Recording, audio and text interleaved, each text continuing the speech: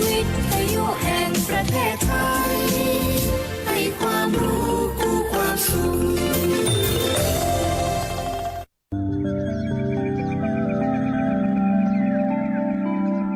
สถานีวิทยุกระจายเสียงแห่งประเทศไทยจังหวัดลำปาง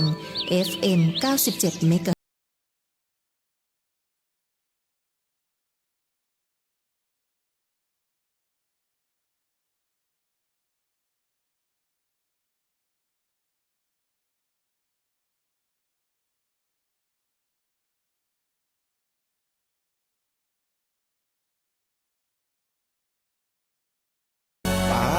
ติปาตาเวรมณีอธินาทานาเวรมณี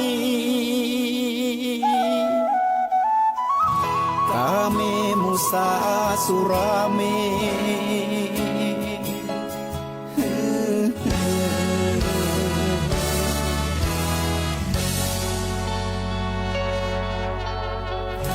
ศีลคือข้อห้ามธรรมคือข้อให้พุทธองค์ตรัสไว้ชี้ทางใจให้ภาคเพียรเบญจศีลเบญจธรรมท่องจำสมัยเราเป็นนักเรียนธรรมะไม่เคยแปรเปลี่ยนแต่เรายังจำได้มาทวงคำมันหมู่บ้านศีลห้าถือเป็นพันธะชาวพุทธทุกคนทั่วไทยสำนักพุทธขับเคลื่อนธรรมจุดเทียนสว่างที่กลางหัวใจสังคมจะร่มเย็นได้ศีลธรรมในใจต้องมีเบญจศีลว่ายังไงไหนลองท่องมาข้อหนึ่งห้ามฆ่าสัตว์ข้อสองห้ามลักทรัพย์ข้อสามห้ามประพฤติผิดในกามข้อสี่ห้ามพูดเท็จข้อห้าห้ามดื่มสุราแล้วเบญจะทำทั้งห้าว่าอย่างไรนายบอกชัดๆอีกทีข้อหนึ่งเมตตากรุณาข้อสองสัมมาอาชีพข้อสามกามสังวรข้อสี่ต้องมีสัจจะข้อห้าสติสัมปชัญญะศีลห้าข้อทำห้าข้อทำใจทำได้สักข้อหรือยังมีศีลสุขล้ำมีธรรมสุขใจวอนพี่น้องไทยช่วยกันใส่ใจจริงจังยุคสมัยสื่อออนไลน์ทั้งโทร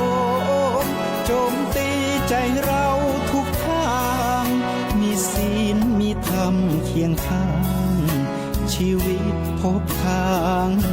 สุขใจ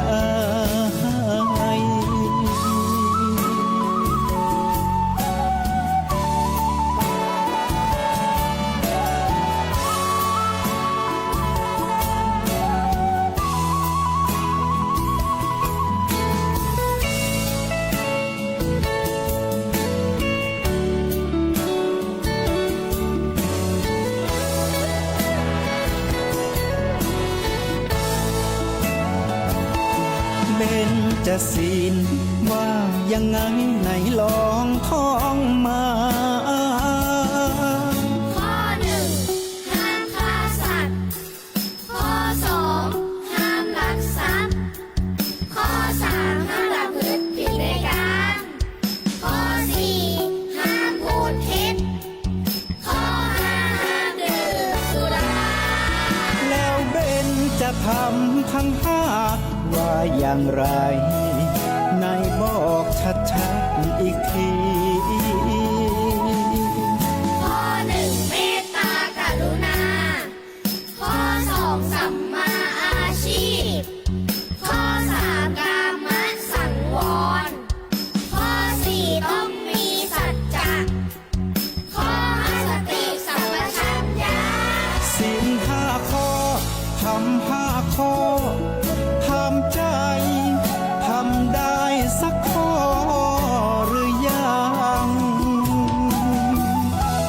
ศีลสุขล้ำมีธรรมสุขใจวอนพี่น้องไทยช่วยกันใส่ใจจริงจังยุคสมัยสื่อออนไลน์ทั้งโทรโจมตีใจเราทุกทางมีศีลมีธรรมเคียงข้างชีวิตพบทางสุขใจมีศีลมีธรรมเคียงข้างชีวิตสมปรารถนาทุกหมู่บ้านรักษาศีลห้าสังคมน่าอยู่ยังยืน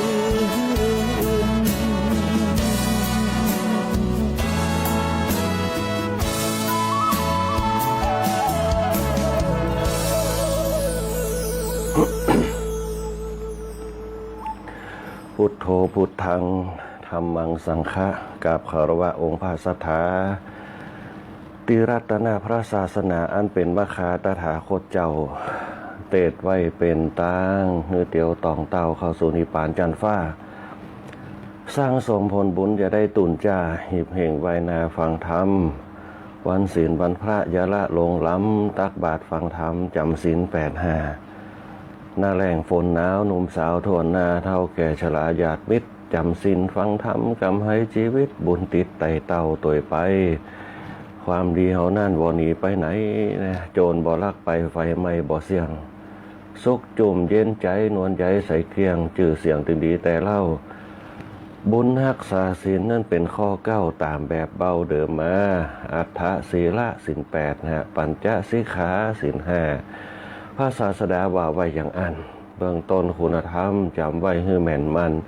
ศีละสำคัญเคร่งครัดข้อ2ถัดมาใครจะแม่นตัดบุญเกิดจากได้เตตานวัตถุสิ่งทรัพย์เข้าสุขเข้าสารจกใจเป็นตานแบ่งปันเนื้อเจ้ายาจกคนขอคนแก่คนเฒ่าถวายให้พระเนรเถรน้อยบุญภาวนาทัดหมาปางซ้อยเมตตาจ้องห้อยตัวตันกำจัดโลภะโทสะโมหันปั่มเป่งตึงวันกุศลหอมปอลักการทำบุญครบ3 บาทข้อกล่าวย่อฟังหมาอย่าละและนายเคยวันนี้เป็นวันมาฆบูชาวันพระใหญ่นะคณะสัตยาติโยมทั้งหลายข่าวในวันนี้ก็จะมีบุญศีลบุญทานบุญภาวนาหัวใจรักสำคัญวันเริ่มแรกนะวันเริ่มแรกเปิ้นห้องว่าเป็นวันมาฆบูชาเป็นวันที่พระพุทธเจ้าเนี่ยทรงแสดงโอวาทปาริโมกข์หัวใจรักสำคัญสัพพะปาปัสสะกรณังกุศลสูปสัมปทาสจิตตปริโยทปนังสัพพะปาปัสสะก็คือศีลนะกุศลสูปสัมปทาก็คือทานทำกุศลผลบุญความดีนะแล้วก็สุดท้ายก็สจิตตปริโยทปนังสจิตก็คือสะสางจิตตัวเก่าคือมันสดใสสะอาดผ่องแผ้วไปนะก็ขอเจริญพรแล้วก็กราบนมัสการพระเถรานุเถระพระสงฆ์องค์เจ้าหลวงพ่อพระเถรานุเถระหลวงพ่อเจ้าหน้าอำเภอนะหลวงพ่อเจ้าหน้าตำบลหลวงพ่อเจ้าคณะจังหวัดรองจังหวัดหลวงพ่อเจ้าอาวาสพระเนรเถรน้อยทุกรูปทุกตนขอเปิ่มเปงบารมีธรรมกับตนตัวแห่งสังฆรัตนะเผื่อแผ่กับคณะสัตยาติโยมหลายได้มีบารมีแก่กล้ามีอายุวันนะสุขะพละปฏิภาณนาสารสวัสดิ์โกโคโกคนนะก็ขอเจริญพรครับตั้งสทลำปางตัวนะบอกว่าจะเป็นภูมิด้วยกันสทลำปางของเฮาคุณเดือนอินตะเป็นต้นนะแล้วก็ฝ่ายรายการคุณกาญจนาอินทานะแล้วก็ดีเจเจ้าหน้าที่นะฮะทองสทลำปางเฮาคุณก้อยอาจาราพรโปงจันทร์คุณเอวชุติการเหล่าใจคุณบรรหารสุยะเป็นต้นเจ้าหน้าที่ฝ่ายรายการแล้วก็คุณบานเย็นตัวนะที่เป็นสะพานบุญต่างๆนะแล้วก็ฝ่ายช่างเขาก็จะมีหัวหน้าประสานทีมทองคุณแหลมเพชรนันทแสงคุณอิทธิพลปวงจันทร์คุณภูพิงพงศ์ศิริแสนช่างต่อนะวาทีอาทิตย์วันนะวารีเป็นต้นรวมถึงไปเจ้าหน้าที่นักการต่างๆนะคุณธนาพันโชคตีพ่องนะครับคุณห้องว่าแม่บ้านของท่านหัวหน้าประสานเอาตัวคุณนิรนาถติมทองตัวหลายผู้ละท่านที่มีความรู้จักมากคุ้นกัน นะในรายการธรรมะยามเจ้าตั้งสอทรปังเอาถือว่าเป็นครอบครัวธรรมะกันนะที่คือเวลาออกอากาศในช่วงตอนเจ้านะตีลืมมาได้คือคณะสัตยาญาติโยมที่มีจิตใจไฟเมตตาธรรมนะโดยเฉพาะผู้ฟังทุกคนทุกท่านที่เข้ามาสู่รายการธรรมะยามเจ้าก็ขอเงื่ออำนาจบารมีแห่งพุทธรัตนะสังฆรัตนะธรรมรัตนะปกป้องคุ้มครองกับคณะสัตยาญาติโยมหลายได้มีอายุยืนวันหน้าผิวพรรณพงใสสุภาพปรานามัยแข็งแรงสุขกายสุขใจ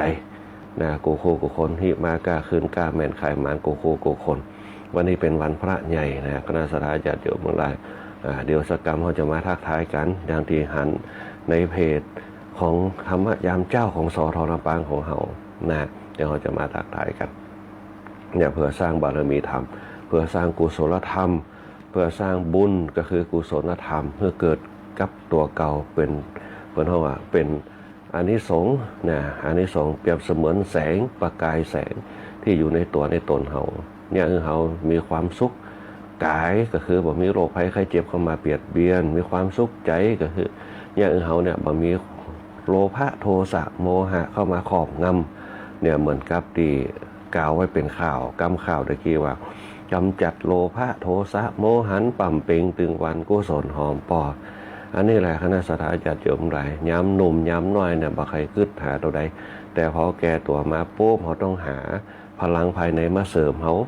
เนี่ยถ้าเขาฮู้จักพลังของเขาเนี่ยฮู้จักพลังหนุ่มพลังน้อยเนี่ยพลังน้อยพลังหนุ่มพลังแก่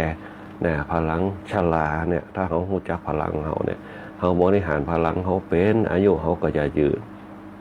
เนี่ยโรคภัยไข้เจ็บก็จะประเกิดพลังภายในพลังภายนอกพลังภายในคือพลังความคิดพลังจิตวิญญาณพลังภายนอกก็คือพลังพละกำลังกายที่โดนสั่งงานมาจากจิตเพื่อให้ยกเพื่อให้เดินเพื่อให้อู้เพื่อให้คิดนั่นน่ะเราต้องบริหารให้เป็นถ้าเราบริหารเป็นเราก็ดำเนินชีวิตไปอย่างมั่นคงแล้วก็มั่นใจอย่างคือชีวิตเขาไปตามอายุไขของมันตามธรรมชาติอายุไขคนเขาเป็นว่า100 ภาษานะอายุไป100 ภาษา100 ภาษาก็คือ1 กับ 120 ปีแต่เขาจะอยู่ได้ก็บางคนก็บอกว่าโอ้ไทยจะอยู่บัดถึงละนะมีปัจจัยหลายอย่างที่เนี่ยเขาบัดถึง1สำคัญที่สุดคือปัญหาภายในจิตปัญหาภายในใจเนี่ยที่มารุมเร้าเขาเนี่ยยิงเขาในยุคปัจจุบันเนี่ยเขาไปดิ้นรนกับเศรษฐกิจเขาไปดิ้นรนกับอุตสาหกรรมเศรษฐกิจกับอุตสาหกรรมมันก็อยู่ในเนี่ยเขาเนี่ยวุ่นวายในเรื่องความคิดบางคนก็นอนดึกทำงานยังไม่จบเนี่ยบางคนก็คิดนักในเรื่องของการเรื่องงานบางคนก็คิดในเรื่องเงินเรื่องทองจะต้องทำมาหากินเนี่ยตรงกันข้ามกับคนในยุคสมัยเก่าถ้าเขาอู้ว่าคนในยุคสมัยเก่าเนี่ยมันสมัยตะเมินละมันเดียวมันยุคสมัยนั่นแหละมันก็แม่นอยู่แต่ว่าถ้าเขาฮู้จักเปิ้นเขาว่ารู้จักกรรมพืชของตัวเองมาจากรากเหง้าแบบไหนมันก็ฮู้จักการดำเนินชีวิตไปอย่างรู้จักพอเพียงรู้จักปล่อยวางรู้จักธรรมชาติ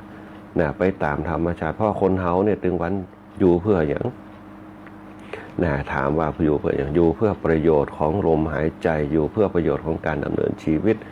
นะสร้างความดีเอาไว้การเวียนว่ายตายเกิดดำเนินทางไปตามวัฏจักรชีวิตเหมือนกับโลกเนี่ยหมุนไปรอบดวงอาทิตย์ชีวิตคนเฮาก็เช่นเดียวกันหมุนไปรอบธรรมชาตินั่นเองธรรมชาติภายในที่ห่อหุ้มตัวเองหมุนไปตามธรรมชาติสิ่งแวดล้อมนะเกิดมาจากธรรมชาติธาตุสี่ดินน้ำลมไฟห่อหุ้มกันเป็นตัวเป็นตนเป็นการาชกายเกิดขึ้นมาในต้องปอดต้องแม่ปฏิสนธิขึ้นมาดิ้นรนอยู่สักระยะหนึ่งก็ล่มหายตายจากกันไปเป็นผงเท่าทุลีไปกระดูกกองดังภูเขาที่เขาเหยียบย่ำคูนั่นคือถาดดินก็คือกองแห่งกระดูก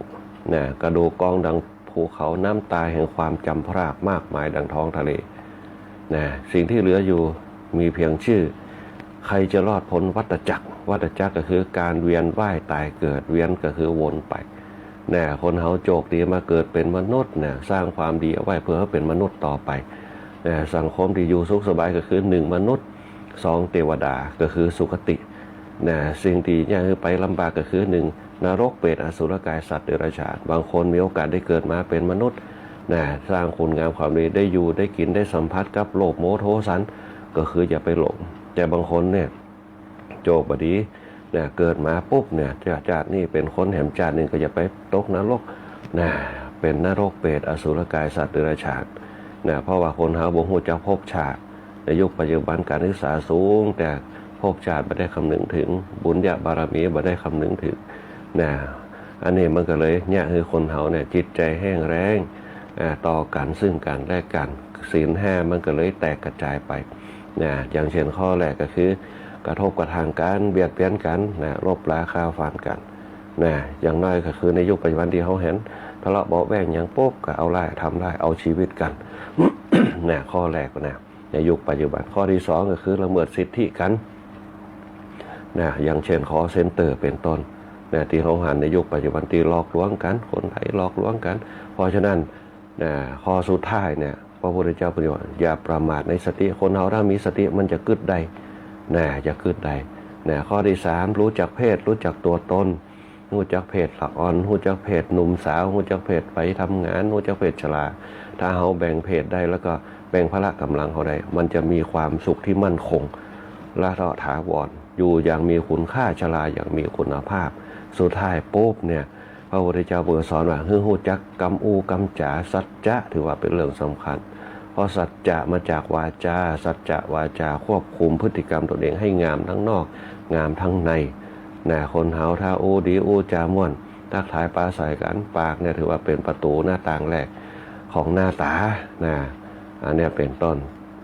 เพราะฉะนั้นเนี่ยหิมปากเนี่ยมันจะยาวกว่าตาเขาตีอยู่ต่างหน้าเขาเพราะฉะนั้นถ้าเขาอู้จาดีต่อกันมันก็จะมีความสุขมันก็จะดำเนินชีวิตได้อย่างราบรื่นมาต้องแตกแยกกันนะเหมือนกับสังคมบ้านเราในยุคปัจจุบันนะในวัยต่างๆนะและสุดท้ายเนี่ยข้อสุดท้ายอย่างที่ผมบอกทั้งหมดทั้งมวลรวบรวมมาก็คือขึ้นอยู่กับสตินะเพิ่นจึงบอกว่าสุราเมรยะมัชฌะปมาทฐานาเวรมณีควรสำรวมในเรื่องของการประมาททั้งหลายจะไปประมาทสิ่งที่เนี่ยเขาบอกประมาทก็คือสตินะสติของเขาถ้าเขาควบคุมสติได้ก็แสดงว่าเขาควบคุมจิตต่อเก่าได้อย่าไม่ประมาทบางทีมีความโกรธเข้ามาครอบงำความโกรธเนี่ยคือเป็นไฟคือความร้อนอยู่ในจิตในใจความโกรธความโลภเนี่ยอยากได้ของเขาเนี่ยความยึดมั่นถือมั่นเขาจะต้องเอาเฮือใดเขาจะต้องว่าได้ดังใจเขาก็โกรธขึ้นมานะความโลภความหลงจะไปหลงเกินไปมันยังคือจิตใจเราร้อนจะเอาเฮือใดต้องได้แน่เป็นต้นเหมือนเขาจะไปซื้อของเนี่ยซื้อพักซื้อไม่ซื้ออย่างของมีอยู่ในตู้เย็นเขาต้องมีสติให้ดีถ้าเขามีสติดีแสดงว่าของที่มีอยู่เนี่ยสบู่มันยังมีอยู่เหลือหันอยู่ข้างก่อนซื้อมา6ก้อนใจไปอยู่เหลือ2ก้อนเนี่ยถ้าเขาเกิดได้ผมเขาบ่ซื้อแต่ร้องมันหมดก่อนก่อยซื้อเนี่ยถ้าเขาจัดแจงจัดระเบียบให้ดีปุ๊บการจัดชีวิตดำเนินชีวิตประจำวันเขาดีมันจะย่าเขาประมาทนะ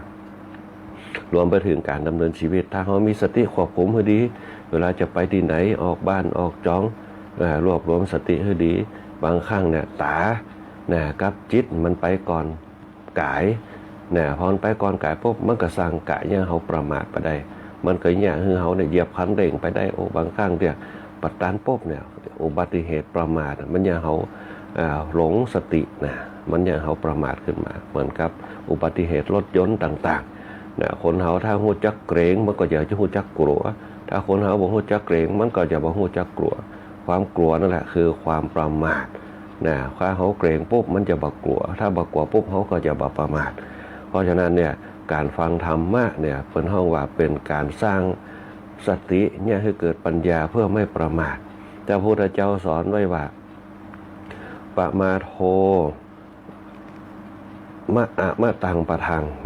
อปะมาโทอมะตังปะทังความไม่ประมาทเป็นทางความไม่ตาย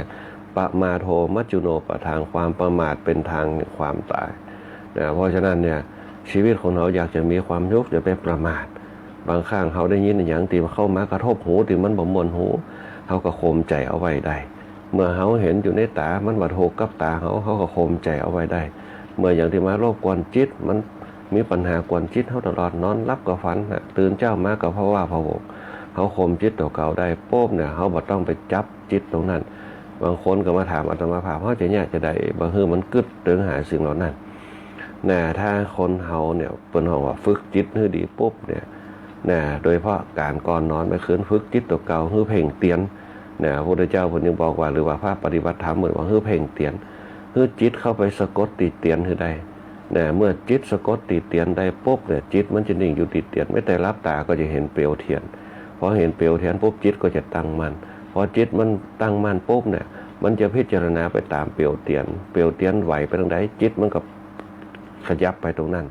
เมื่อเปลวเทียนขยับไปทางซ้ายจิตเขาก็ขยับไปทางซ้ายเมื่อเปลวเทียนขยับไปทางขวามันก็จิตไปทางขวาเมื่อเทียนอยู่นิ่งปุ๊บเนี่ยจิตเขาก็นิ่งอยู่ตรงนั้นสร้างจิตให้นิ่งคือใดพอสร้างจิตให้นิ่งปุ๊บเนี่ยสติมันก็อย่างเนี้ยคือระลึกได้ว่าอ๋ออันนี้เป็นลักษณะแบบนี้เพราะว่าสติคือความระลึกได้นะอันนี้เป็นต้นเมื่อสติคือความระลึกได้จิตเขาตั้งกับตั้งมันเมื่อสติระลึกได้ปุ๊บเนี่ยมันก็อย่างเนี้ยคือเขามีปัญญาเมื่อสติมาปัญญามันเกิดเพราะปัญญามันเกิดมันก็จะรู้แจ้งเห็นจริงว่าสิ่งเหล่านั้นเนี่ยสมควรคิดก่อสมควรเอามากึดก่อสมควรเอามาใส่จิตของเขาก่อเนี่ยสติมันก็ว่าถ้ามันผสมควรเอามาใส่จิตมันก็ตึกตีสติมันก็บ่เข้าไปสู่จิตของเขาเนี่ยเหมือนกับทุกคนทุกชีวิตดำเนินชีวิตมาได้เนี่ยแต่พระประมาทพลาดพลั้งข้างเดียวเนี่ยคนห้องว่าเนี่ยคือความสูญเสียมันเกิดได้เนี่ยเหมือนกับเขากำลังทำงานอยู่เนี่ยถ้าเขาสติเขาบดีมันอาจจะซอยพักซอยไม่พังสติบดีเขาหลงไปมันมีความตั้งมั่นจิตบ่จดจ่อมันก็เนี่ยเขามีดบาดมือก็ได้บางคนก็ลงคันได้มาจิตบ่ตั้งมั่นจิตเนี่ยอยู่ห้องน้ำบุระใครเข้าห้องน้ำตอนเจ้ามาพังลงไปพอเลิศตกคันได้พังเนี่ยอันนี้เป็นตอนบางคนเนี่ยจะออกจากบ้านไปปุ๊บจิตมันมาอยู่กับตัวมันบ่ตั้งมั่นออกไปปุ๊บแทบประตูแทบเนี่ยเกิดได้กุญแจอยู่ตรงไหนล่ะเพราะฉะนั้นเขาจะต้องฝึกสติให้มันตั้งมั่นคือใดเนี่ยพอสติมันตั้งมั่นปุ๊บเนี่ยมันก็แยกเขาเกิดอย่างออกสังเกตง่ายๆคณะสัตยาติโยมทั้งหลายสติเขาตั้งมั่นว่าตั้งมั่นเนี่ย สังเกตว่าตื่นเจ้ามาเนี่ยสติเขาจะเกิดอย่างได้หมดเลยแต่ตอนแมลงมาพวกสติเขาจะเกิดอย่างบ่ใครเพราะเขาเจอสภาพแวดล้อมต่างๆทั้งตาเห็นโลกหูได้ยินหูได้กินหูได้ยินเสียงจมูกได้กินเนี่ยตรงนี้ปุ๊บมันก็แยกคือสติเขาปตั้งมันเพราะสติเขาปตั้งมันมันก็จับปุ้นจับเพ่มาใส่สติเขามาสู่จิตของเขามันก็ว่าวุ่นวายเนี่ยมันก็เลยจำมันอย่างบ่ใครได้เนี่ยแต่ถ้าเขามีจิตติตั้งมันเหมือนกับทุกคนตื่นเจ้ามาฟังธรรมะเนี่ยคือสติตั้งมันวันนี้เขาสร้างภูมิต้านทานไว้1กระแสละเนี่ยถ้าสร้างฌานไว้1กระแสเนี่ยฌานเขาเนี่ยพอเขาสร้าง1กระแสปุ๊บเนี่ยอย่างน้อยก็คือ 100% ของกระแสจิตเขาได้สัก 70% เนี่ยเขาก็มีความนิ่งขึ้นมาพอความนิ่งเกิดขึ้นมาปุ๊บเขาจะเอาอย่างเข้าใส่ถ้าเอาความรู้สึกแต่บดีใส่เข้าไปมันก็จำได้แค่แป๊บเดียวเนี่ยเพราะฉะนั้นเนี่ยสิ่งที่ว้าวุ่นเนี่ยคือความจำมันเสื่อมเนี่ยคือความจำเสื่อมเขาจะจำเนี่ยบางครั้งได้หน้าลืมหลังแต่ถ้าเขามีสติที่นิ่งจิตที่นิ่งปุ๊บเนี่ยมันจะคือจิตเขาตั้งมันพอจิตเขาตั้งมันปุ๊บมันจะจับได้เนี่ยมันจะรู้เลยว่าตรงนั้นอยู่ตรงนั้นตรงนี้อยู่ตรงนี้เนี่ยเป๊ะเนี่ยจิตเขาตั้งมันเนี่ยพระพุทธเจ้าจึงบอกว่าการจะฝึกสติฝึกปัญญาเนี่ยเขาจะต้องรวบรวมสติกับปัญญารวมกันให้เป็นความตั้งมั่นก็คือจิตนั่นเองจิตตั้งทันตั้งสุขาวะหังจิตที่ฝึกดีแล้วนำความสุขมาให้เมื่อจิตตั้งมั่นแล้วปุ๊บเขาก็ต้องพยายามรวบรวมจิตเก่าๆให้อยู่คงที่คือใด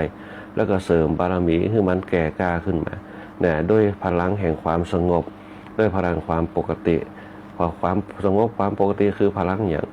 พลังสะอาดนะเมื่อมันสะอาดปุ๊บมันก็แยกให้เขาสติเขาบ่คิดนักบ่ว่าวุ่นบ่หวั่นไหวแม้แต่เสียงอันใดก็ตามที่เข้ามากระทบมันก็เฉยกับสิ่งเหล่านั้นพอเขาสร้างพลังสิ่งความสะอาดปุ๊บมันเหมือนกระจกนะมันเหมือนกระจกอันแรกพอเขาแยกความสะอาดที่มันใส่เหมือนกระจกปุ๊บต่อไปมันจะใส่เหมือนเพชรพอเพชรมันแข็งแกร่งปุ๊บอันอย่างจะเข้ามากระทบกับสามารถที่จะเข้ามาสู่จิตสู่ใจเขาได้มันเหมือนกับกระทอสะท้อนออกไปด้วยพลังบารมีแห่งศีลมันสะท้อนออกไปเวลาเขาจะว่าจะได้เนี่ยได้มันก็สะท้อนกลับไปที่เขาเนี่ยเขาก็ยินดีกับสิ่งนี้เหมือนกับพระพุทธเจ้าเป็นปางชนะมารเปิ้นนั่งอยู่บนวิหารเปิ้นแย้มพระโอษฐ์ขึ้นมาน่าสงสารบุคคลเหล่านี้ผู้คนผู้หลงโลกทั้งหลายแม้แต่ตัวเก่ายังบ่ฮู้จักตัวเก่าเนี่ยบุคคลผู้หลงโลกพระพุทธเจ้าเปิ้นจึงเป็นปางชนะมารในที่สุดปุ๊บเปิ้นก็เป็นปางพุทธเมตตาที่อยู่ประเทศอินเดียนั่นแหละคือพลังศีลเนี่ยศีลเมตตาเนี่ยมันยิ่งเกิดกับตัวกับตนเขาสร้างศีลเมตตากับตัวเขาจะได้บารมีแห่งศีลที่แก่กล้า สุดท้ายปุ๊บเขาสร้างพลังแห่งทานเข้ามาเสริมมันจะเนี่ยคือพลังศีลนั้นสดใสมากขึ้นยิ่งเขาปล่อยวางยิ่งเขาละยิ่งเขาให้นะเขาก็เนี่ยเขาปล่อยวางได้บ่ยึดมั่นบ่ยึดติดปล่อยวางได้ทุกอย่างบางคนนี่สละได้ทุกอย่างนี่อย่างคนเฒ่าแก่ในยุคสมัยแต่ก่อนเนี่ยเปิ้นละจากกันไปปุ๊บเปิ้นก็ปงกันเปิ้นจะบ่าอะไรอาวรณ์หากันเปิ้นจะปงได้นะเพราะอย่างเพราะทานเป็นตัวตีจ้างที่เปิงนะตีจ้างที่เปิงกับปล่อยไปตามสังขารเมื่อคนเฒ่าล้มหายตายจากไปนะเขาพอใจล้มหายตายจากไปไม่ยิ่งล้มหายตายจากไปเปิ้นก็บ่เกิดอย่างนั้นเปิ้นเกิดเป็นฐานในขณะที่เขายังมีลมหายใจมีชีวิตอยู่นะเขาก็สร้างบุญสร้างกุศลเป็นตานไปเดี๋ยวสักกรรมหนึ่งมันก็ไปพบกันในภพชาติที่เขามองบ่เห็นที่อูดีได้ผลจะถามว่าเคยหันกะบ่เคยหันแต่ความรู้สึกของคนเราเนี่ยถ้ามีความรู้สึกเขาเรียกว่าจิตวิญญาณมันเกิดปุ๊บเนี่ยมันเกิดอย่างเขาหนึ่งมีความสุขในเรื่องของวิถีจิตของตัวเองเมื่อเขามีความสุขในวิถีจิตของตัวกระปุ๊บเนี่ยแสดงว่าเขาเป็นคนที่เบาละเขาบันนักเบาก็คือสร้างกระแสจิตมันเบาตรงนั้นคืออย่างคือความสุขที่เรามีอยู่เหมือนกับอากาศธาตุยกระดับขึ้นเพราะฉะนั้นคำว่าบุญปฏิบัติบุญคือการสดใสบุญคือความเบาสบายแต่ถ้าว่าจะเป็นบาปมันนักนะบาปมันนักคือจะได้หนึ่งกึดนักก็คือเป็นบาปนะทำบดีก็เป็นบาปเพราะมันนักเนี่ยทำแล้วหวาวุ่นทำได้แล้วให้ทุกข์ใจทุกข์กายมันก็คือนักเนี่ยความทุกข์ก็คือความนักเหมือนรถบรรทุกมันนักมันจะเสี่ยงมันจะบักไข่ดักมันไปจ้าไปเร็วบ่ได้มันนักเหมือนกับเขาแบกของนักเขาจะวิ่งไปเร็วล่นไปเร็วบ่ได้มันนักนะถ้ามันเบาปุ๊บมันไปไหนก็โล่งเบาสบายนะถ้าคนมีศีลแสดงว่าอาบน้ำแล้วอาบน้ำปุ๊บมันจะสดชื่นสดใสเบาสบายนี่แหละคือการเอาศีลมาชำระตัวเองทั้งนอกทั้งในให้มันสบายเนี่ยคือความสะอาดสว่างสงบเนี่ยเขาบ่สบายสะอาดก็สบายตัวสบายกายสว่างก็คือไปที่ไหนก็โล่งปลอดภัยนะสงบก็คือเขาสบาย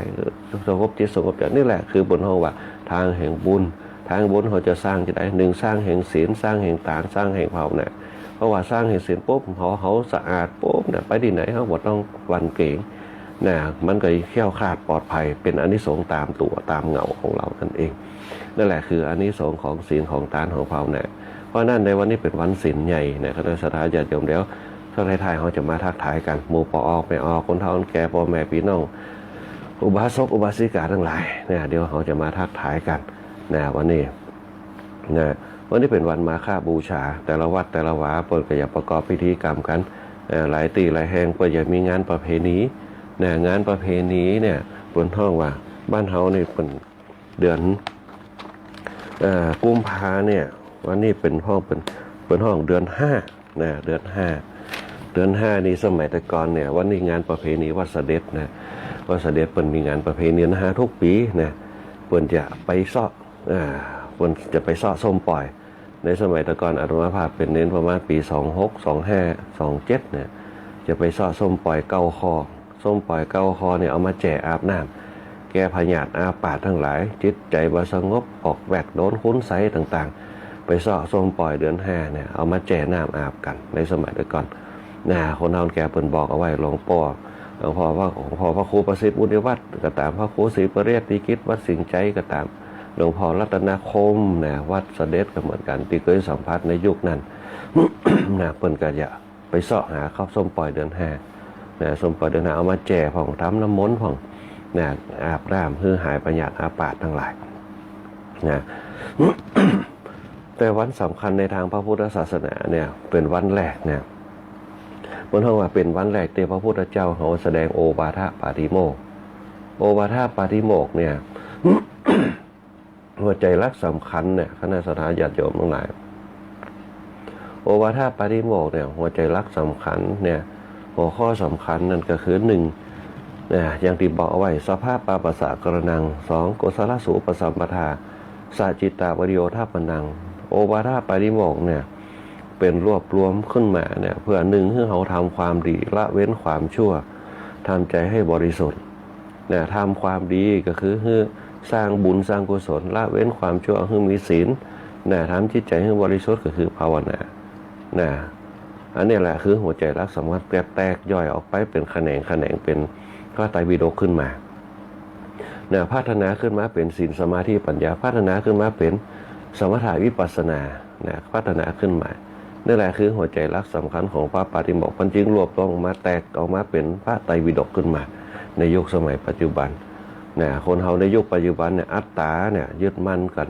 เนี่ยคือเฮาต้องได้เฮาต้องอยู่เฮาต้องมีกินเฮาต้องมีอำนาจเฮาต้องมีเกียรติยศชื่อเสียงเนี่ยคนเฮายึดมั่นถือมั่นเนี่ยคนมีก็คือว่าคนมีตังก็เป็นคนมีหน้ามีตา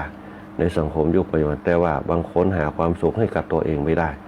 เนี่ยบางคนเกิดมาปุ๊บเนี่ยทำการทำงานจนถึงอายุ60หาความสุขกับตัวเก่าได้ต้องดิ้นรนอยู่ตลอดเวลาเนี่ยบางคนเป็นเจ้าให้เจ้านาธรรมดามีความสุขกับวิถีชีวิตอายุเป็นถึงยืนเนี่ยบางคนอายุ90ปลายแต่ว่าปะคนเฒ่าต่างบ้านห้วยหักไม่นั่งกินก๋วยเตี๋ยวด้วยกันตีกาโตลุงเดล้านเจ้นะอู้กันไปอู้มาอายุ89ยังแข็งแรงอยู่นะยังแข็งแรงอยู่เนี่ยแข็งแรงอยู่เนี่ยอย่างพ่องปกไห่ปกสวนซื้อมีดไปฟันไห่เนี่ยจะปลูกอันนี้กันปลูกพักปลูกพืชกันปลูกทั่วดินปลูกอย่างกันเนี่ยอันนี้เป็นห้องเฮามานั่งเกิดพอวิถีชีวิตเปิ้นอยู่กับธรรมชาติอยู่กับดินกินกับทรายนอนกลางดินกินกลางทรายเนี่ยเป็นห้องว่าได้ธาตุดินตรงนี้นะมันเป็นโครงสร้างในร่างกายเฮาคือกระดูกเพราะฉะนั้นเนี่ยคนเฮาในยุคปัจจุบันที่อยู่ในเมืองจะเป็นโรคเก้ากันโรคยังกันนักแต่คนสมัยก่อนบ่ค่อยเห็นกันเพราะเปิ้นอยู่กับธาตุดินเยอะตื่นเจ้ามาโป๊กกับตีนเป่าอยู่ธาตุดินมันเนี่ยเหมือนกับกระแสไฟนะคณะสัตยาญาติโยมนะเปิ้นมีสายดินถ้ามีสายดินโป๊กเนี่ยกระแสไฟก็มีพลังขึ้นมาถ้าบ่มีสายดินมีกระแสไฟเดียวก็บ่ได้บ่เห็นสายไฟไหนมีสายเส้นเดียวแต่บ้านเฮาจะต้องมีสายดินเปิ้นเฮาสายลบสายบวกเนี่ยร่างกายคนเฮาก็เหมือนเดียวกันบนหัวเฮาก็เป็นขั้วบวกตีนเฮาก็เป็นขั้วลบเนี่ยเพราะขั้วบวกกับขั้วลบมันสมดุลกันจิตเฮาก็อยู่สุขสบายเนี่ยบ่เป็นพยาธิอาพาธบ่เป็นโรคเก้าบ่เป็นโรคคอเสื่อมเพราะกระดูกมันแข็งแรงบ่เป็นกระดูกพรุนเนี่ยเพราะสังเกตดูง่ายๆเวลาเจ็บแข้งเจ็บขาเนี่ยกระดูกข้อต่อหักอย่างต่างๆเปิ้นจะเอาใบพับผึ่งเนี่ยล้นไฟแล้วก็ประกบกับดินกีหรือว่าอิฐหมอนเนี่ยเข้ามานาบมาอย่างนวดเนี่ยคือกระดูกอย่างต่างๆเรื่องเด็บช้าโรคพามาพึกษ์อัมพาตหายขึ้นมาเนี่ยอันนี้เป็นห้องว่าธาตุดินเนี่ยธาตุดินดีเนี่ยอันนี้เป็นห้องว่าโครงสร้าง เนี่ยคือสุขส่วนของร่างกายสมดุลกันเนี่ยธาตุดินธาตุน้ำธาตุลมธาตุไฟเป็นต้นนะในวันสำคัญในทางพระพุทธศาสนาเนี่ยวันมาฆบูชาวันนี้เนี่ยวันสำคัญเหตุการณ์สำคัญที่เราตั้งเป้าหมายจุดประสงค์กันเป็นเนื้อหาสาระนั่นคือ1เป็นวันเพ็ญ15ค่ำเดือน3บ้านเราก็จะเป็นเดือน5นะเดือน5เนี่ยคนเฒ่าคนแก่เพิ่นจะมีความเชื่อกันความเชื่อเนี่ยก็ถือว่าเป็นเรื่องสำคัญยังเรามีพลังแก่กล้าอย่างที่บอกเอาไว้ตั้งแต่ต้นเนี่ยเราสร้างพลังภายในได้สร้างพลังภายนอกได้เนี่ยอายุเขาจะยืนเนี่ยไปถึงอย่างน้อยก็คือ109ปีพ่องเนี่ย110ปีพ่องเนี่ยเรื่อง10ปีเนี่ยเป็นเรื่องของการกิน ที่เขาใส่เข้าไปเป็นการอยู่การกินการอยู่บางคนอาจจะบริโภคสารพิษเข้าไปบางคนการอยู่อาจจะพลาดไปอาจจะหกล้มแข้งหักขาหันพ่องเนี่ย10ปีตรงนั้นเนี่ยบางคนอาจจะถึง110ปีเนี่ยแต่มีไผที่จะครบ120ในยุคปัจจุบันเพราะว่าสภาพอากาศก็เป็นไปนะอันนี้เป็นต้น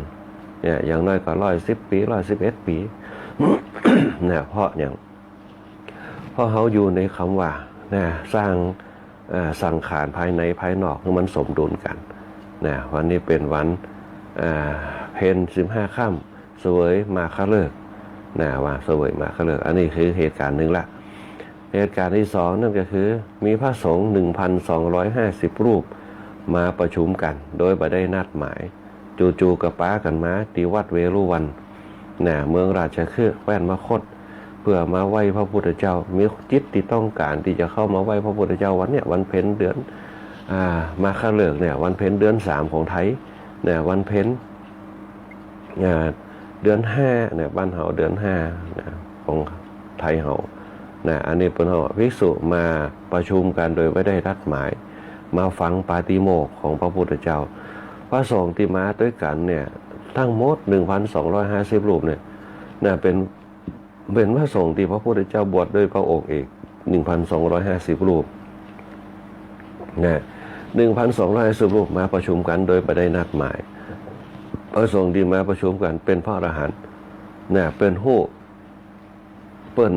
แล้วก็พระภิกษุ 1,250 รูปเนี่ยเป็นผู้สำเร็จวิชาที่พระพุทธเจ้าได้สอนนะเป็นวิชาที่พระพุทธเจ้าได้สอนเนี่ยบนห้องว่าสำเร็จวิชานี้นะคณะสัตยาติโยมแหละสำเร็จวิชาอภิญญานะอภิญญา6เนี่ยความจริงแล้วเนี่ยเจ้าบ้านเนี่ยก็สามารถ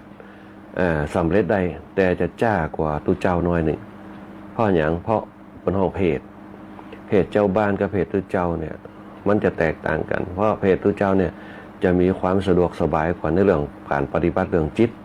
คนบ้านเนี่ยจะยากน้อยหนึ่งเพราะว่าในเรื่องการปฏิบัติแห่งจิตเนี่ยมันจะต้องไปพบปะผู้คนต้องดำเนินชีวิตด้วยการทำมาหากินจะเจออารมณ์เข้ามากระทบนักมันจึงสำเร็จได้จ้ากว่า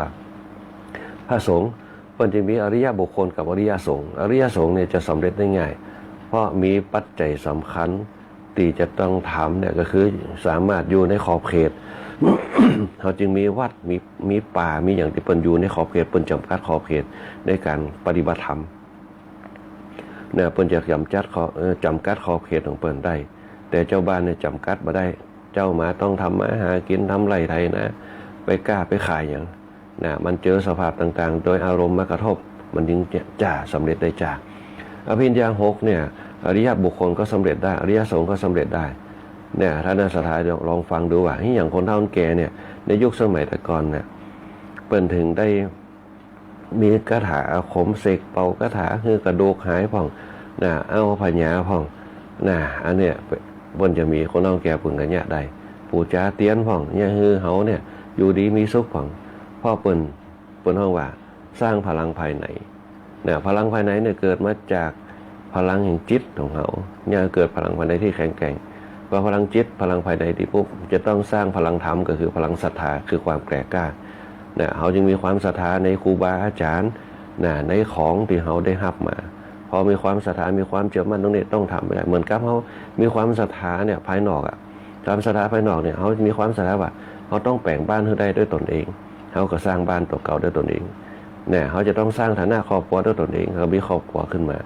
เนี่ยอันนี้เป็นเขาศรัทธาภายนอกบางคนก็ประสบความสำเร็จเขามีความศรัทธาว่าเขาจะต้องไปทำงานที่กรุงเทพเมื่อใดบางคนก็ไปมาละบางเขาจะมีความศรัทธาในเรื่องของการไปทำงานต่างประเทศเขาก็ไปมาละนั่นแหะคือความศรัทธามันจึงเกิดความสำเร็จบางคนอาจจะมีความศรัทธาแต่ไปบ่ถึงอาจจะมีปัจจัยที่เป็นอุปสรรคก็ได้เนี่ยแต่ความศรัทธาภายในเนี่ยเมื่อมันมีพวกความศรัทธาแก่กล้า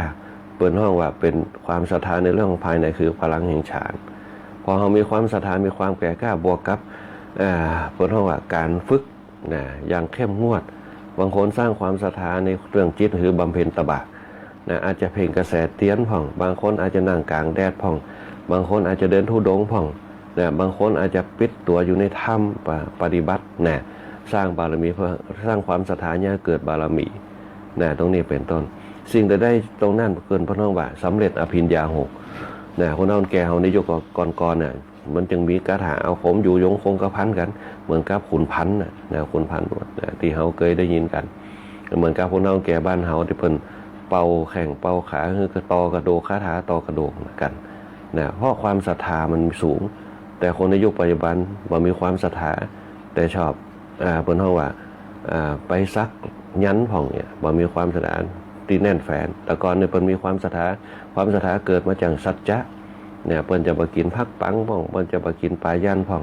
เนี่ยความศรัทธาเปิ้นมีสัจจะเปิ้นมีหรือแก่กล้าถือของขึ้นมันก็เลยอยู่คงพันซักยันเสือเพนพ่องเนี่ยอันเนี้ยก็อย่างคืออยู่คงกระพัน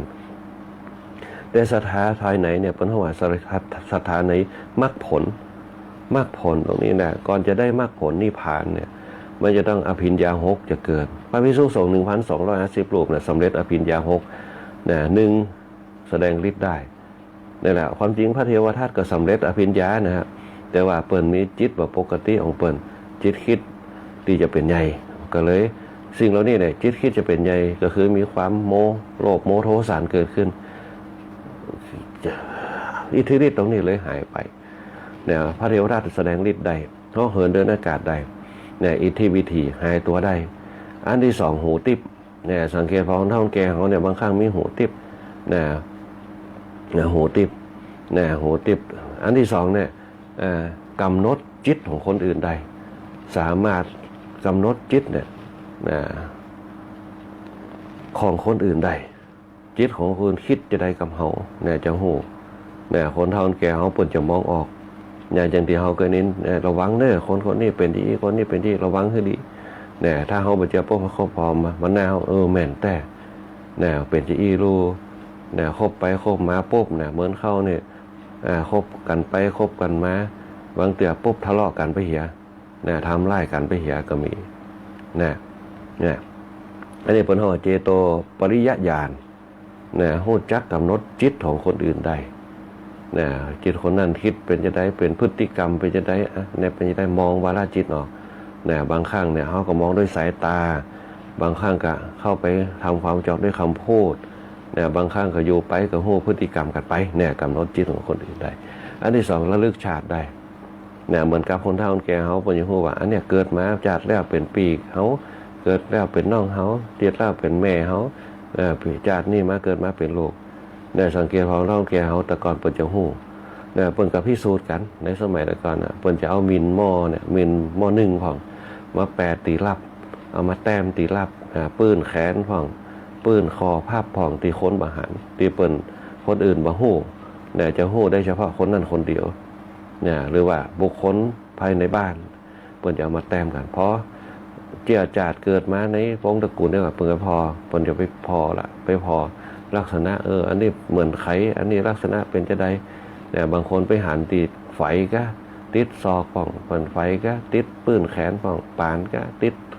ศอกติดแขนติดปื้นนั่นผ่องติดเปิ่นแต้มเอาไว้เปิ่นเลยมีความเจือของเปิ่นเกิดขึ้นมาเนี่ยอันนี้เปิ่นห้องว่าระลึกชาติได้นะคนเฒ่าแก่เขาระลึกชาติได้แต่เปิ่นห้องว่าระลึกชาติเบื้องต้นบ่ใช่ระลึกชาติหลายชาติระลึกชาติว่าจัดแล้วเกิดมาเป็นอย่างเนี่ยแต่คนอายุปัจจุบันเป็นไปได้จะได้มันบ่เชื่อความจริงสิ่งเหล่านี้มันพิสูจน์ด้วยเป็นรูปธรรมไม่ได้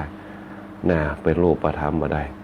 ว่าพอมันพิสูจน์รูปธรรมมาได้ปุ๊บเนี่ยมันก็เลยมีความเชื่อกันมันก็เลยเอาวิทยาศาสตร์เข้าไปพิสูจน์ยิ่งวิทยาศาสตร์เข้าไปพิสูจน์มันสามารถจะนี่ได้มาสามารถจะปกปะได้เนี่ยอย่างที่เขาหันกันข่าวตามหน้าหนังสือพิมพ์ต่างๆที่เขาพิสูจน์เรื่องจิตวิญญาณต่างๆนะอันเนี้ยอันที่5เนี่ยเป็นห้องทิพจักษุตาทิพในที่นี้คือมองเห็นทะลุเนี่ยเหมือนกับคณะสัตยาญาติโยมเรานั่งสมาธิอยู่เนี่ยคนที่มีตาทิพเนี่ย จะหู้เลยว่าระยะขนาดนั้นเนี่ยที่เขานั่งสมาธิอยู่เนี่ยแนวโต๊ะหมู่บูชาก็ตามเนี่ยเขาถึงเขาจะบ่มีตาที่มองด้วยลูกตาเนี่ยได้เห็นแต่เขารับตาเขาสามารถรู้ได้ตาทิพย์ตรงนี้ปุ๊บเนี่ยเขาสามารถเห็นหนทางเห็นสิ่งข้างหน้าคือ1คือแสงสังเกตพอเวลาเขาบอกมีแสงเนี่ยเขารับตาปุ๊บเขาจะเห็นความมืดนะฮะแต่พอเขาจุดเทียนขึ้นมาปุ๊บเขาจะเห็นแสงสีขาวๆแม้แต่ม่านตาเขาจะปิดหนังตาเขาจะปิดเหมือนกันแต่เขาจะรู้เป็นแสงสีขาวแต่เขาลองปิดไฟพอมันก็จะมืดเขาจะรู้เลยว่านั่นแหละคือความมืดตาทิพย์ตรงนี้นะแม้แต่หลับตาก็ยังมองเห็นกะระยะได้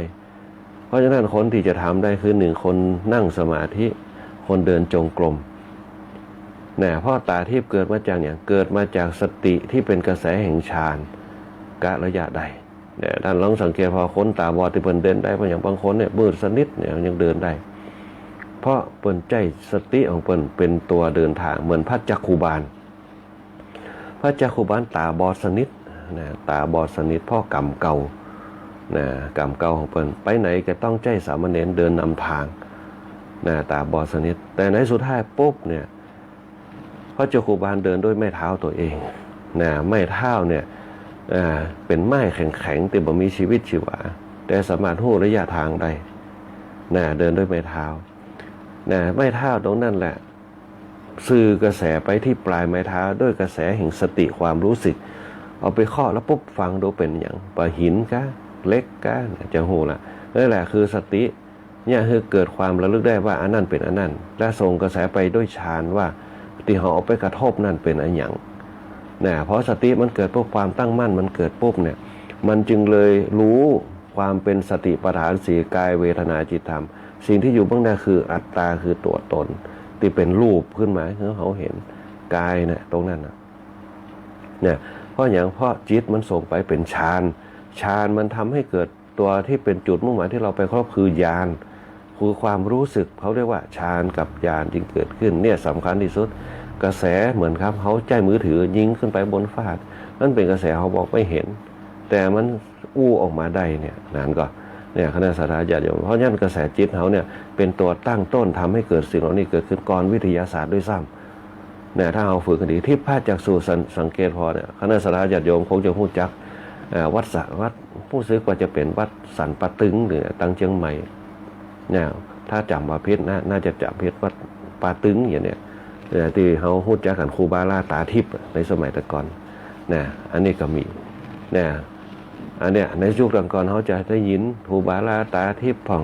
หลวงปู่ทวดพ่องนะอันนี้เป็นตอนที่อย่างเปิ้นถึงมีได้เขาจะเอามาเล่ากันเล่นๆเนี่ยถ้ามันเป็นเรื่องเล่นมันก็ลืมกันไปหมดแต่เรื่องเล่ากันมาตั้งแต่อดีตจนถึงปัจจุบันเนี่ยในยุคสมัยแต่ก่อนที่อย่างเหาะเหินเดินก็หายตัวได้เนี่ยที่อย่างคนที่มีคาถาอาคมถึงหายตัวได้แปลงกายเป็นพึ่งพ่องแปลงกายเป็นอย่างพ่องเพราะสิ่งเหล่านี้เนี่ยมันเหนืออำนาจแห่งการพิสูจน์เนี่ยความเชื่อมันสูงเนี่ยคณะสัตยาญาติโยมลองสังเกตให้ดีว่าคนเขาเนี่ยมีพื้นฐานมาจากความเชื่อเนี่ยก่อนที่จะมีศาสนาเข้ามาเพื่อบางคนเชื่อจนเป็นคนห้องว่าเทวนิยมไปเหี้ยนะเชื่อมันนักเข้าไปนักจนมีการบูชายันเกิดขึ้นการบูชายันคือการทำไร่ฆ่าสัตว์ต่างๆเหมือนกับที่เขาเคยได้ยินกันมาที่ฆ่าแปะฆ่าอย่างนะมันเลยเกิดผลเสียขึ้นมาเนี่ยพระพุทธเจ้าผลยิ่งบอกว่า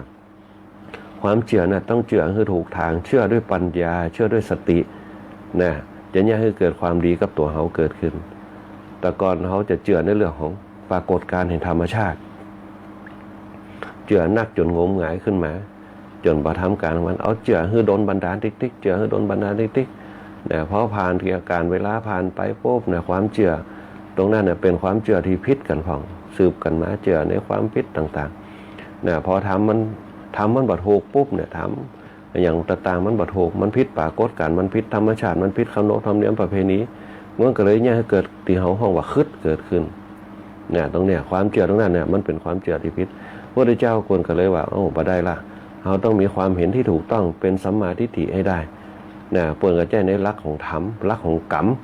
นะกรรมมุนาวัตติโลโกสัตว์โลกย่อมเป็นไปตามกรรมกรรมดีก็ได้ดีการสร้างกุศลก็ได้กุศลการทำอกุศลก็ได้อกุศลเพราะฉะนั้นเนี่ยบางอย่างมันเป็นความเชื่อทางจิตที่เขายึดมั่นแต่จะไปเชื่อแบบหลงงมงายนะพระพุทธเจ้าเพิ่งสอนเอาไว้นะอันนี้เป็นต้นนี่แหละที่พระจักษุ เนี่ยอภิญญา6เกิดขึ้นกับพระภิกษุสงฆ์ที่มาหาเป็นคุณสมบัติที่เป็นมาหาเนี่ยจะซื้อหากันด้วยความรู้สึกเนี่ยความรู้สึกเนี่ยสังเกตพอเนี่ยสัทธาญาติโยมเขาจะมีสัมผัสที่6กันขึ้นมาเนี่ยคนเขามีหมดทุกคนมีพลังภายในมีสัมผัสที่6อยู่มีความรู้สึกอยู่เหมือนกับรู้สึกจ้านั่นจ้านี่แต่พอมันเจอมาปุ๊บเนี่ยมันกับเหมือนกับเขามีเหมือนกับเคยมานั่งที่นี่เหมือนกับเคยอู้กันเนี่ยเหมือนกับฝันว่าได้มานั่งโอ้กันเหมือนกับฝันได้มานั่งที่เขามีจิตตรงนั้นอยู่แต่เขาไม่สามารถรวบรวมขึ้นมาได้เป็นปรากฏการณ์แห่งความระลึกได้นะมันมีปนห้องสัมผัสที่6อยู่นะอันนี้ปนห้องที่พระจักษุ นะจนเนี่ยคือเกิดการหู้จักสิ่งต่างๆที่กระจัดให้หมดเสี่ยงไปเป็นเรื่องที่ง่ายนะพระภิกษุสงฆ์ที่มาเนี่ย 1,250 รูปเนี่ยเป็นคนที่เป็นพระที่แปลว่า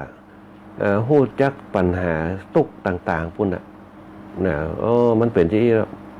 เอามาเก็บมาคิดละปล่อยไปเลยไม่ได้เอามาคิดละเนี่ยเหมือนกับคณะสัตยาญาติโยมเขาทั้งหลายเนี่ยถ้าตัดปัญหาตรงนี้นะนั่นเป็นปัญหาของเขามันจะปัญหาของเขานะปัญหาของเขาเนี่ยคือตึงวันเนี่ยต้องเนี่ยอย่างที่มันเป็นกระบวนการของเขาคือได้ที่เขาตั้งเป้าหมายเอาไว้สิ่งต่างๆที่จะเข้ามากระทบบางทีมันวันไหว เนี่ยบางครั้งเขาคิดจะทำอย่างขึ้นมาโป๊ไปถามเป็นคนหนึ่งก็ว่าดีคนหนึ่งก็ว่าบ่ดีเนี่ยพอเขาปุ๊บฟังไปฟังมาปุ๊บกับเนี่ยบางคนก็ท้อแท้บักกะทำเตี่ยเนี่ยบางคนก็ตัดปัญหาเนี่ยด้วยความคิดของเขาด้วยจิตของตัวเขาด้วยสมรรถนะของตัวเขาตัดสรรหาทำเลยเนี่ยเอาปัญหามูนั่นเนี่ยเป็นปัญหาข้อแก้ไขถ้ามันเป็นยี่เขาต้องแก้ยี่เนี่ยเป็นต้นเนี่ยเป็นว่ารู้จักทำอาสวะสิ่งต่างๆที่มันเป็นปัญหาฮื้อสิ้นไปกระจัดข้อสงสัยเนี่ยโอ้ง่ายๆข้อสงสัยอย่างบางคนบอกว่าทำบุญจะได้บุญกันทำบาปจะได้บาปกันเนี่ยเป็นต้นเนี่ยสิ่งดีบนห้องพระพุทธเจ้าบนสอนไว้อย่างเดียวว่ายาที่สังรับพระเตปิชังตาที่สังรับพระเตพลังหวานพืชเช่นใดย่อมได้ผลเช่นนั้นถ้าเขาได้กฎเกณฑ์ในความเจือตรงนั้นปุ๊บเนี่ยทุกอย่างไปตามเป้าหมายจุดประสงค์เขาแต่สิ่งที่สุดสำคัญที่สุดคือหนึ่งเราต้องมีสติปัญญาของเราควบคุมตัวเองได้ด้วยสติปัฏฐานสี่มีสติที่ตั้งมั่นหนึ่งกายเนี่ยกายานุปัสสนากายเนี่ยเป็นตัวเขาต้องเป็นตัวเขาก็ได้นะทุกอย่างที่เขาไปปรึกษาเพื่อนเป็นคำชี้แนะนะไม่ใช่เป็นคำคัดขวางนะอันนี้คือกายของเรานะเวทนามันเป็นปัญหาอยู่แล้วทุกอย่างที่เขาทำทุกอย่างมันมีปัญหาบอกว่าจะเป็นปัญหานักปัญหาน้อยมันถึงมีอยู่แล้วทุกอย่างมีปัญหาแม้แต่เขาเดินไปบดายยังคล่องแคล่งตัวเก่าได้สรุปไปหินได้ทุกอย่างมีแม้แต่เขาเกี่ยวเข้าอยู่ในครบลิ้นตัวเก่าได้นะทุกอย่างมีเวทนาเป็นตัวเบื้องต้นอย่าทำเวทนาให้มันเป็นปัญหาแห่งความทุกข์นะเวทนามันเป็นตัวสะกิดเขาอย่าเกิดความทุกข์ เมื่อเหมือนกับเขามีแผลถลอกอยู่แผลแสบอาจจะโดนน้ำมันพืชกระเด็นใส่แขนเนี่ยมันเป็นแผลที่แสบอาจจะโดนเทียนยศใส่มันเป็นเวทนาแล้วแต่ถ้าเขาเอาอย่างไปทามันปุ๊บเนี่ยตีหัวใจการแก้ปัญหาที่ถูกต้องเนี่ยอาจจะเอานั่นเอานี่ไปถูมันก็เนี่ยคือแดงขึ้นมาเห็นบางคนอาจจะเอาผ้าไปถูเอาหน้ามัดถูเนี่ยความร้อนมันก็เนี่ยคือแดงขึ้นมามันก็ขยายวงกว้างแต่ถ้าเราบอกปุ๊บปล่อยมันเดี๋ยวสักกรรมมันก็หายเองเนี่ยตามธรรมชาติถ้ามันนักหนาสาหัสเอายามาใส่ยาที่มันตรงตามวัตถุประสงค์ตรงนั้นเหมือนกับเจ็บต้องกินยาแก้เจ็บต้องเหมือนเจ็บหัวกินยาแก้เจ็บหัวมันก็หายไปนั่นแหละเวทนาสุดท้ายเราปุ๊บเลยสติปัฏฐานสี่อยู่ที่ห้องเครื่องสำคัญละจิตเขาต้องตั้งมันอย่าวอกแวกอย่าวันไหวจิตตั้งทันตั้งสุขามหังจิตที่ฝึกเดียวแล้วนำความสุขมาให้คนเขาถ้าคนเขาสภาพจิตดีปุ๊บเนี่ยทุกอย่างกระแสเขาจะดีกระแสแห่งฌานกระแสแห่งญาณมันจะดีจิตตั้งทันตั้งสุขามหังจิตคือตั้งมันเลยนี่แหละคือองค์ประกอบแห่งสติปัฏฐานสี่ข้อที่สามข้อที่สี่เนี่ยคือธรรมเนี่ยคืออย่างธรรมะทุกอย่างเป็นไปตามธรรมชาติมันเป็นของเที่ยงทุกอย่างบัดเที่ยงสำหรับเขาทุกอย่างมีความเปลี่ยนแปลงไปแม้แต่บุคคลที่อยู่รอบข้างเขาไว้บ่าสามีภรรยาบัดเที่ยงแท้แน่นอนบางข้างวันนี้เป็นที่แหมวันเป็นที่อันวันนี้อาจจะหัวเราะด้วยกันแหมวันอาจจะเศร้าด้วยกันแหมวันอาจจะทะเลาะกันเป็นธรรมดาแต่ทำให้สิ่งเหล่านั้นเป็นธรรมให้ได้เป็นธรรมชาติเป็นธรรมชาติคนเขามันก็ต้องมีรสชาติของมันเป็นธรรมดาเหมือนกับที่บอกว่าคนเขาบ่ใจตุกตลอดชาติคนเขาบ่ใจสุขตลอดชาติสุขกับทุกข์มันเป็นของคู่กัน50ต้นเป็นตุก50ปลายเนี่ยเป็นสุขทุกอย่างแต่เขาก็จะยินดีพร้อมรับกับสิ่งเหล่านั้นเนี่ยถ้าเขายินดีได้ปุ๊บเนี่ยนั่นแหละคือสิ่งที่เราเดินทางถูกต้องก็คือต้องทำใจทุกคนมันมีเวทนาเป็นตัวเกิดเป็นเบื้องหน้าอยู่แล้วนั่นแหละเป็นเพราะว่าทำอาสวะให้สิ้นไปเขาจะอยู่ยงคงกระพันได้จนถึงร้อยสาวภาษาได้อย่างสบายนี่แหละคืออภิญญา6ที่ภิกษุทั้งหลาย 1,250 รูปสำเร็จมาอภิญญา6ที่เกิดขึ้นกับภิกษุ 1,250 รูปที่สำเร็จ อภิญญา6แล้วก็ข้อที่สี่สุดท้ายพระภิกษุทรงรู้นั่นเนี่ยพระพุทธเจ้าบวชด้วยตัวเก่าเปิ้นเป็นบนค้นบวชให้เองอันเนี้ยเป็นห้องว่าสิ่งต่างๆเกิดขึ้น4เหตุการณ์มาบรรจบพบกันในวันมาฆบูชาชาวโลกทั้งหลายจึงตั้งเป็นห้องว่าสามิจิกรรมเกิดขึ้นมาโดยเพราะแมลงหมาเปิ้นจะเวียนเทียนกันแม้แต่อินเดียเนปาลต่างประเทศหลายประเทศว่าเป็นวันสำคัญของโลกไม่ใช่ว่าสำคัญกับอินเดียกับบ้านเฮาอย่างเดียวเป็นวันสำคัญของโลก เพราะนั้นวันนี้ก็ถือว่าเป็นวันอภินิหารเป็นวันพระจันทร์เต็มดวงนะอันเนี้ยเป็นว่าสร้างแสงสว่างเหมือนพระจันทร์นะให้กับจิตของตัวเองให้ได้นะสร้างพลังแห่งพระอาทิตย์เปรียบเสมือนสติของเราอยู่กลางหน้าผากเราให้ได้แล้วเราจะมีพลังกระแสการมองชีวิตได้อย่างราบรื่นแล้วก็มองการไกลด้วยจิตวิญญาณของเราเองทั้งหมดนี้เป็นห้องวัดจาตุรงคสันนิบาตนะเหตุการณ์ที่มาบรรจบพบกัน4อย่างในวันมาฆบูชาเป็นห้องการประชุมด้วยองค์4นะประชุมด้วยองค์4นะวันมาฆบูชาเป็นวันเริ่มต้นเป็นวันนี้แหละที่พระพุทธเจ้าเขาเปิ้นประกาศศาสนาตัวเนี่ยเป็นวันมาฆบูชาเป็นวันสำคัญทางพระพุทธศาสนาวันหนึ่งเนี่ยเป็นวันพระธรรมวันวิสาขบูชาเป็นวันของพระพุทธเนี่ยวันอาสาฬหบูชาเป็นวันของพระสงฆ์เนี่ยแล้วคณะสัตยาติโยมต้องจำให้ดีว่าวันสำคัญแต่วันมีความหมายมีไฮไลท์สำคัญตรงไหนวันมาฆบูชาเป็นวันสำคัญของพระธรรมพระธรรมเกิดขึ้นในวันนี้โอวาทปาฏิโมกข์นะฮะ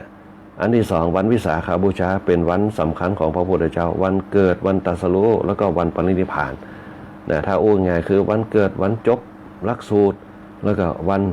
ตายของเปิ้นในวันเดียวกันในวันวิสาขบูชาแล้ววันอาสาฬหบูชาวันอาสาฬหบูชาเป็นวันไหนวันก่อนที่จะเข้าวันเข้าพรรษาเนี่ยเป็นวันของพระสงฆ์ครบไตรพอดีครบ3ครบ3ในองค์ประกอบพระรัตนตรัยต่อก่อนหน้านั้นเนี่ยเขาจะมีพระพุทธกับพระธรรมวันอาสาฬหบูชาเนี่ยก่อนจะเข้าพรรษาเนี่ยจะเป็นวันแห่งพระสงฆ์เขามีพระสงฆ์รูปแรกคืออัญญาโกณัญญะในวันนั้นพระพุทธเจ้าตรัสรู้ธรรมมาปุ๊บก็เผยแผ่ให้ปัญจวัคคีย์ทั้ง5เป็นต้นนี่แหละคือวันอาสาฬหบูชาในวันนี้คณะสัตยาวันมาฆบูชาในวันนี้ที่คณะสัตยาติโยมจะไปร่วมประกอบบุญกุศลกันสร้างศีลทานภาวนาสร้างบารมีให้กับตัวตนให้เกิดพลังบารมีมีพลานามัยที่แข็งแรงสุขภาพจิตที่แข็งแรงขึ้นมาคิดว่าคงจะพอสมควรแก่เวลาเหลือเวลาแค่6 นาทีคณะสัตยาติโยมทั้งหลายก็ขออนุญาตประกาศข่าวประกาศข่าวให้กับต่างวัดวาอารามต่างๆในวันนี้เป็นวันฉลองศาลาบำเพ็ญบุญสงฆ์น้ำพระธาตุวัดตาเขาน้อยวันพุธที่12ในวันนี้วัดตาเขาน้อยเพิ่นจะฉลองศาลาบำเพ็ญบุญกันฉลองศาลาการประเรียนศาลาบำเพ็ญบุญศาลาการประเรียนสงฆ์น้ำพระธาตุกันในวันนี้วันที่16จะถึงวันติดใกล้จะถึงนี่จะเป็นวันพระราชทานเพลิงศพของหลวงปู่พระราชจินดานายกอดีตเจ้าวาดวัดเจดีย์เสาหลังอดีตที่ปรึกษาเจ้าหน้าจังหวัดลำปางเปิ่นจะพระราชทานเพลิงศพกันในวันที่16เวลา9 นาฬิกาเป็นต้นไปในช่วงนี้เปิ่นเกิดมีการสวดอภิธรรมกันถวายกับคณะสงฆ์อำเภอเมืองเป็นเจ้าภาพกันสวดอภิธรรมโดยเฉพาะการน้ำของหลวงพ่อธรรมครูอุดมศิริทัศน์เจ้าวาดวัดศรีภูมิมาวัดตาสมปล่อยเป็นผู้บรรยายธรรมคณะสัตยาติโยมคงจะได้ยินลีลาท่าทางการเตะทำพื้นเมืองที่เป็นธรรมชาติพร้อมโดยสวดสีหญาเป็นสวดพื้นเมืองบ้านเฮาเป็นสวดแบบพื้นเมืองอันน่ะเปิ้นก็คณะสัตยาติโยมหลายผู้หลายท่านก็ไปฟังกันไปฟังเตะทำเมืองพระครูอุดมศิริทัศน์ไปเตะสวดสีหญากันเปิ้นก็มีสวดทุกคืนตั้งแต่ตะวะเป็นต้นมาเปิ้นก็สวดกันจนถึงวันจะพระราชทานเพลิงศพในวันที่15วันที่16เปิ้นก็จะเผากันเผาพระราชทานเพลิงศพกันอันนี้เป็นงานพระราชทานเพลิงศพหลวงปู่พระราชจินดานายกอดีตเจ้าวาดวัดพระเจดีย์เสาหลังอดีตที่ปรึกษาเจ้าหน้าจังหวัดลำปางณเมรุชั่วคราววัดพระเจดีย์เสาหลังตำบลดงชัยอำเภอเมืองจังหวัดลำปางอยากจะรวมทำบุญกับไปรวมทำบุญกันได้ที่วัดพระเจดีย์เสาหลังหรือติดต่อไปได้ที่วัดพระเจดีย์เสาหลังอยากจะรวมทำบุญแจ้งความเจตจำนงไปก่อนที่วัดพระเจดีย์เสาหลังงานต่อมาวันที่27 กุมภาพันธ์วัดไตรมนต์เปิดจัดงานประเพณีสงฆ์น้ำพระธาตุงานฉลองศาลาบำเพ็ญบุญเช่นกันวัดตาวิมลในวันพฤหัสที่27 กุมภาพันธ์ 2568คณะสัตยาติโยมอยากจะรวมทำบุญก็ติดต่อไปได้ที่วัดตาวิมลเบอร์โทรศัพท์0866596290ติดต่อไปได้ที่คณะสัตยาติโยมวัดตาวิมลหรือว่าท่านพระครูวรฤทธิ์วิมลเจ้าหน้าตำบลพิชัยเขต 2จังหวัดวัดตาวิมลใดตั้งแต่บัดนี้เป็นต้นไป วันที่27กุมภาพันธ์2568เพิ่นจะทำบุญฉลองศาลางานประเพณีนะประจำปีวัดตายมิมลเปิดโทรศัพท์0866596290นะอันนี้งานวัดตายมิมลสุดท้ายก็คืองานวัดบ้านหมากประจำปีงานประเพณีประจำปีทรงน้ำพระธาตุในวันที่20กุมภาพันธ์2568นะเวลา9 นาฬิกาเป็นต้นไปเพิ่นจะจัดงานประเพณีทรงน้ำพระธาตุกันที่วัดบ้านหมากตำบลบุญนาคพัฒนาอำเภอเมืองจังหวัดลำปางอันนี้เป็นข่าวสารตีเปิดมีดีกานิมนต์มาตัวแล้วก็ประกาศข่าวเปิดได้รับหูรับทราบกันไปนะสุดท้ายเวลาหมดเวลาคณะสัตยาญาติโยมทั้งหลายนะวันนี้อาตมาภาพระครูบุญปริยัติยากรได้บรรยายธรรมคือกับคณะสัตยาญาติโยมทั้งหลายได้รับหูรับทราบกันขอเจริญพรกับคณะสัตยาญาติโยมที่มาสร้างบารมีธรรมด้วยกันโดยเฉพาะวันนี้เป็นวันมาฆบูชาเนี่ยเป็นวันพระใหญ่เนี่ยขอบุญกุศลที่คณะสัตยาญาติโยมได้ทำกันจงเป็นตบะเป็นดิชาเป็นรับปัจจัยส่งเสริมครับคณะสัตยาญาติโยมจงมีความสุขความเจริญมีอายุวันนาสุขาพระปฏิวานธนสารสมบัติทุกคนบอกว่าจะเป็นคุณโยมสรวุฒิคุณโยมมชนกคุณโยมแม่เพ็ญศรีคุณโยมลาวันคุณโยมสรวุฒิคุณโยมปานอมคุณโยมรสสุคนคุณโยมอัมภัยคุณโยมแม่วินิจตยคุณโยมแดงหวานตยคุณโยมสมพรคุณโยมธนชาคุณโยมดารัตสินเจียมสุรีคุณโยมอุศรีคุณโยมนวลศรีคุณโยมนพดลคุณโยมจันทร์คำคุณโยมเอราวัณคุณโยมเพนคุณโยมจันทร์ฟองคุณ4,000คุณโยมคนไก่บ้านคุณโยมกัลยาคุณโยมแสงเดือนคุณโยมที่ว่าคุณโยมแม่ที่ว่าวันคุณโยมบวรตยแล้วก็คุณโยมสง่านะคุณโยมสง่าวันนั้นกับปะกันกรรมติวัดประจิตรีสาวหลังคุณโยมสุชาตินะแล้วก็คุณโยมปานอมคุณโยมอารีนะคุณโยมสิรินทโลนะคุณโยมสุภาพรโยมแม่ปานอมตัวนะแล้วก็ตุปิติขามโนพิโคตุปิอภินันโทพิโคพระครูพิทักษ์บริยานพระครูวิจารณ์วรการตัวคุณโยมแสงเดือนคุณโยมดาราสินเชียงศิริคุณโยมปทุมบันคุณโยมจินสุธาตัวแล้วก็คุณโยมสุภาพรคุณโยมอารีคุณโยมพรนะคุณโยมนกยูงนะคุณโยมสง่าคุณโยมบวรคุณโยมศรีเรียนคุณโยมคนไก่บ้านคุณโยมยงยุทธตัวคุณโยมชูสมรนะคุณโยมเอราวัณคุณโยมนพดลแล้วก็คุณโยมเห็นนศรีคุณโยมจันทร์คำคุณโยมนภศรคุณโยมอุศรีคุณโยมเคนจินะคุณโยมจันทาคุณโยมปุ้นเที่ยงคุณโยมสรวุฒิคุณโยมธนัชชาคุณโยมแดงหวานคุณโยมอัมภัยคุณโยมรสสุคนคุณโยมปาหนองคุณโยมลาวันปีนานแบ่งโดยนะฟังรายการธรรมยามเจ้าคุณโยมอมรฤทธิ์นะคุณโยมแม่วินิจตัวคุณโยมเพ็ญศรีคุณโยมมนชนกตัวปลาปีนเพชรตัวต่างบ้านบอนหิงแก้วก่อขา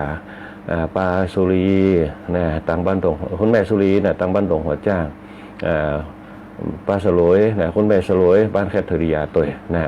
หลังคณะสัตยาญาติโยมตาเลยป้าติ๋มนะต่างบ้านกำแพงเมืองตัวนะที่ฟังรายการธรรมะยามเจ้าอยู่คณะสัตยาญาติโยมตั้งลำปางหลวงนะตั้งบ้านศาสตร์บ้านต่อแม่ท่านะตั้งวัดสันหนองบงห้างชัดนะที่ฟังรายการธรรมะยามเจ้าอยู่วันนี้เวลาหมดเวลาขอความสุขความเจริญจงมีแต่คณะสัตยาญาติโยมนะขอคณะสัตยาญาติโยมทุกคนทุกท่านจงมีแต่ความสุขความเจริญมีอายุวันน่าสุขาพระปฏิภาณนาสารสมบัติทุกผู้ทุกคนอาตมาพระครูบุญปริยัติยากรพร้อมกับช่างเสียงอิทธิพลบงจังขอเจริญพรลาด้วยเวลาแต่เพียงในโอกาสหน้าก็มาพบปะกันใหม่วันนี้ก็ขอเจริญพรและเครือข่ายทั่วประเทศเสนอข่าวต้นชั่วโมงรู้เร็วรู้